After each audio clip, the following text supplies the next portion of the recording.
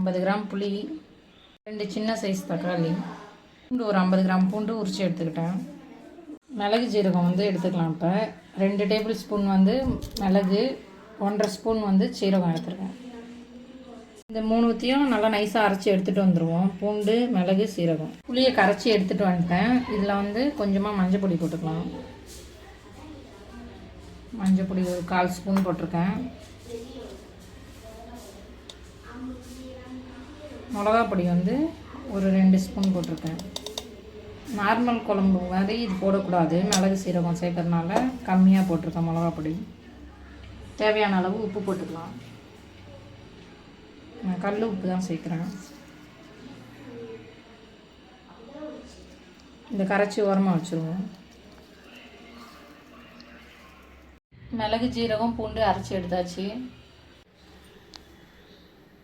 நான் கடலெண்ணெய் கொஞ்சம் ஊற்றிக்கிறேன். ஒரு 50 கிராம் கடலெண்ணெய் ஊற்றிக்கிட்டேன். எண்ணெய் காஞ்சிருச்சு. கொஞ்சமாக கடுகு போட்டுக்கிறேன்.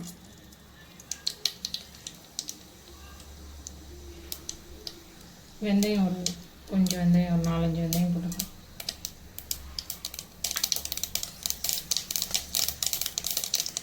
சின்ன வெங்காயம் 150 கிராம் கட் பண்ணி வச்சுருக்கேன். அது 2 கருவேப்பிலை, அது 2த்தையும் ஒன்றா சேர்த்துக்கலாம். நல்லா வதங்கிட்டோம். நல்லா கோல்டன் ப்ரௌன் ஆகிற வரைக்கும் அதை வதக்கிக்கலாம். ஆனியன் நல்லா கோல்டன் ப்ரௌன் ஆகிடுச்சு. இப்போ நம்ம அரைச்சி வச்சுருக்க மசாலா போட்டுருவோம். இதையும் நல்லா எண்ணெயில் வதக்கிடுவோம். இதுக்கு தேவையான அளவு நம்ம உப்பு கொஞ்சமாக சேர்த்துக்கலாம். ஏன்னா புளி கரைசல்லையும் நம்ம உப்பு போட்டிருக்கோம். லைட்டாக உப்பு போட்டுட்டேன்.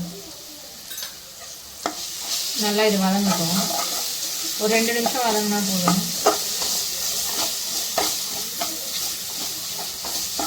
பூண்டோடைய பச்சை ஸ்மெல்லாம் போயிடும்.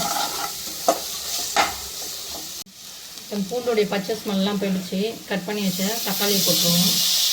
போட்டு இது நல்லா வதங்கட்டும். இப்போ எல்லாம் நல்லா வதங்கிருச்சு. நம்ம எடுத்து வச்ச புளிக்கரைசலை ஊற்றிடுவோம்.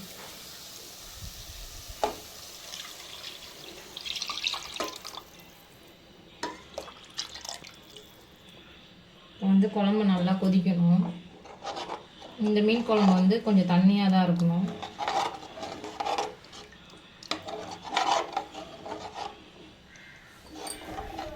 நல்லா கொதிக்கட்டும். கொதித்தோடனே நம்ம மீனை போடுவோம்.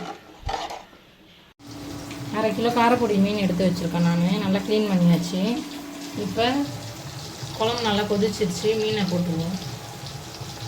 போட்டுட்டு ஒரு 5 மினிட்ஸ் இருந்தால் போதும். லாஸ்ட்டாக இறக்கும் போது கொத்தமல்லி போட்டு இறக்கிடுவோம். திருச்சி கொத்தமல்லி தூவி நம்ம இறக்கிடுவோம்.